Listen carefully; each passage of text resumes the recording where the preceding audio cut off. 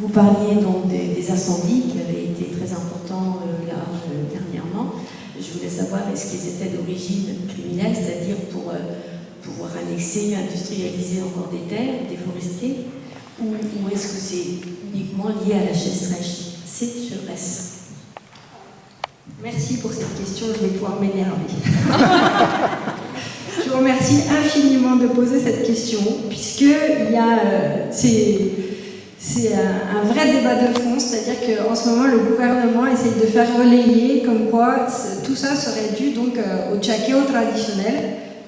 Donc c'est le brûlis, quoi, la technique de brûlis traditionnelle. Et que donc ces millions d'hectares seraient dus à ce tchakeo traditionnel. Il faut savoir que c'est quand même une pratique qui a lieu depuis la nuit des temps, enfin je ne sais pas depuis combien de temps, mais depuis très longtemps, et que jamais il y a eu des incendies pareils. Depuis 2019, il y a des incendies incontrôlables en Bolivie. Et là, justement, il y a plusieurs fondations, plusieurs ONG, dont Oxfam, qui se sont penchées sur la question et qui ont sorti des chiffres et qui ont sorti des cartes. Et justement, j'ai essayé d'écrire un article là récemment pour pouvoir faire une espèce de droit de réponse dans les journaux français qui disent tous que c'est la faute du pauvre paysan qui ne sait pas maîtriser son brûlis. Et donc, dans ces cartes, en fait, on voit très bien que, en fait, il y a de plus en plus de zones de monocultivo, donc de monoculture, donc notamment soja. En fait, voilà, on va commencer à la base. Le prix des terres forestières, des forêts en Bolivie est très bas. Donc, en fait, il y a les multinationales, qu'elles soient boliviennes, latino ou étrangères, qui arrivent et qui achètent des hectares et des hectares de forêt. Après, avec l'autorisation gouvernementale, ils déboissent tout ça. Donc, sur des hectares et des hectares et des hectares. Et après, quand c'est la période, ils font comme il faut traditionnellement, c'est-à-dire qu'ils brûlent. Mais le tchakeo, on va dire que pour alimenter, pour arriver à subvenir à leurs besoins, donc on parle de souveraineté alimentaire, les communautés traditionnellement ils brûlaient 1 hectare maximum. Là, on va sur des dizaines et des dizaines d'hectares qui sont bien sûr pas contrôlés, puisque juste à côté se trouvent des terres communautaires d'origine, enfin des terres qui appartiennent aux peuples autochtones, ou alors des aires protégées, des parcs naturels, ou encore des terres appartenant à l'État mais qui ne sont pas déboisées. Donc autant vous dire que ça les arrange bien que ça brûle à côté, puisque après, on va pouvoir agrandir la frontière agricole. Et aussi, ce qu'il faut savoir, c'est que il y a du soja actuellement, il y a du sorgho, il y a de la canne à sucre, et après tout ça, en fait, ce qu'ils font, c'est qu'ils mettent de l'agriculture dessus. Voilà, de la viande qu'ils vont souvent exporter en Chine. Et aussi, il y a quelque chose qui est en train de se développer pas mal, c'est l'huile de palme. Donc le gouvernement incite au développement de l'huile de palme pour faire ces fameux agrocarburants. Donc je vous remercie énormément pour cette question qui permet un peu de dire que derrière, non, c'est des gros investisseurs.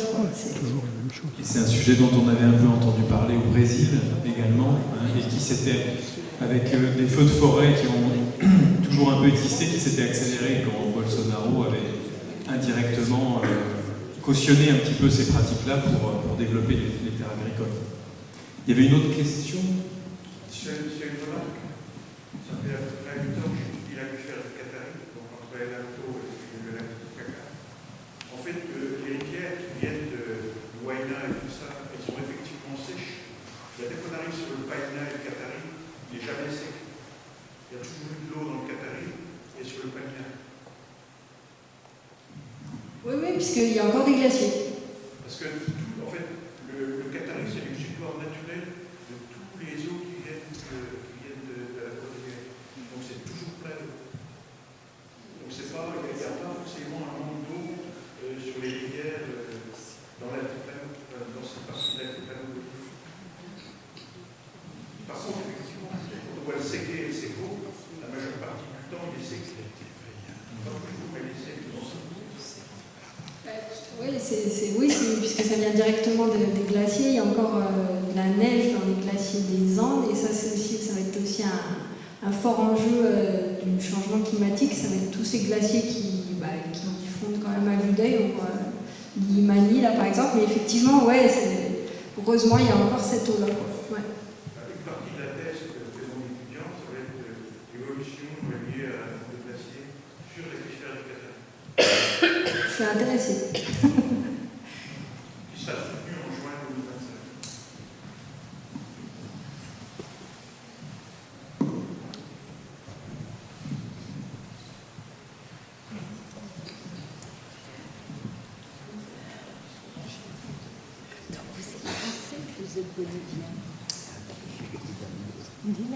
Ok, moi j'avais une petite question aussi pour Federico, d'ordre un peu général sur son point de vue, sur la façon de faire progresser les questions environnementales dans son pays. Enfin, est-ce que c'est un petit peu de tout?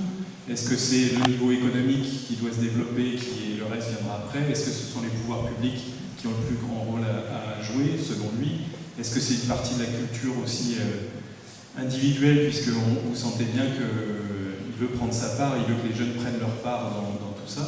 Donc c'est Federico, ¿cuál es tu opinión sobre lo que puede hacer progresar la cuestión del medio ambiente en Bolivia? ¿Es el nivel económico lo más importante o sería la acción del gobierno o es del pueblo o un poco de todo? ¿Qué te parece? Pienso que es una acción conjunta, por eso hablaba de la importancia de que los científicos que tienen la información, la sociedad organizada, las autoridades que tienen la inversión y sus planes puedan coincidir para tener verdaderos impactos, ¿no? Por ejemplo, las plantas de tratamiento son importantes para mitigar y controlar la cantidad de contaminantes que hay en el río, y lamentablemente las plantas de tratamiento que tenemos están construidas solo para las aguas domésticas, pero no así para las aguas industriales y mineras. Ese es el otro gran problema. Entonces, ¿qué quiere decir? Que esas plantas de tratamiento que tenemos son obsoletas. Se ha construido recién uno en Viacha, igual hemos ido nosotros con los jóvenes a informarnos, es igual para aguas residuales domésticas y no sirve para las aguas industriales y mineras. Con esto, ¿qué quiere decir? De que requerimos de estrategias conjuntas para poder asumir con mayor responsabilidad, pero también con proyectos que ayuden a las comunidades afectadas, porque tienen derecho también a cómo pueden exigir ellos de que sus tierras se mejoren, tengan acceso al agua. Es muchas cosas que se necesita para poder cambiar, ¿no?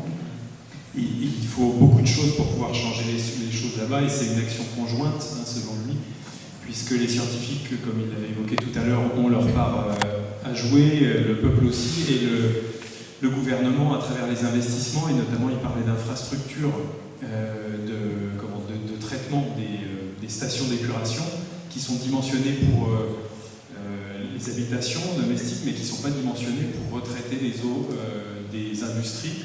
Et donc forcément, il y a de la pollution directe derrière ça. Et puis después el último tema de que hablaste después de las plantas. Es que se construyen plantas supuestamente modernas, pero no responden a toda la problemática, ¿no? Es como qué se hace con las aguas industriales, qué se hace con la contaminación minera, ¿no? Oui, donc c'était des usines de retraitement modernes pour pouvoir traiter les eaux industrielles. Et un autre point qu'il avait abordé, c'était aussi dans les priorités de pouvoir aider les populations qui sont mises en difficulté par rapport à ces questions-là, ne serait-ce que sur l'accès à l'eau, par exemple. Donc ça fait partie des priorités pour eux. Est-ce qu'il y a d'autres questions? On va arriver à la fin de notre débat. Donc on a prévu des petites questions de conclusion pour nos invités. Tout à l'heure, j'ai relevé ce qui était écrit. En 2025, 60% de la population mondiale vivra dans un stress hydrique. Donc, c'est pas demain, c'est aujourd'hui, en fait. Et puis, je voulais savoir ce que vous entendiez par stress hydrique. Est-ce que ça veut dire sécheresse, manque d'eau, ou au contraire inondation, ou eau polluée, Et puis donc, voilà, vous vous basez sur quoi pour avoir cette estimation? Eh ben, merci de la question. Et justement, je l'ai lu aussi tout à l'heure et je ne me rappelle plus où je l'ai vu. Non, mais c'est quelque chose que j'ai fait il y a 5 ans, excusez-moi, moi, c'est vrai que...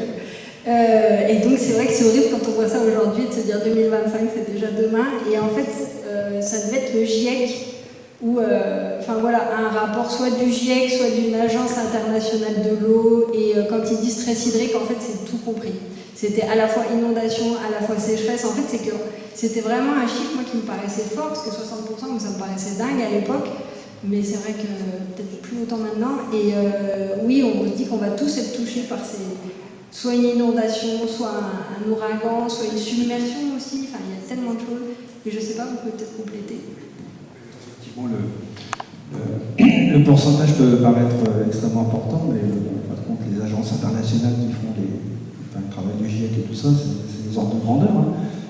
Alors en France, j'ai pas le chiffre en tête, hein, mais le stress hydrique dans le sud de la France, c'est pas une foutaise. Hein.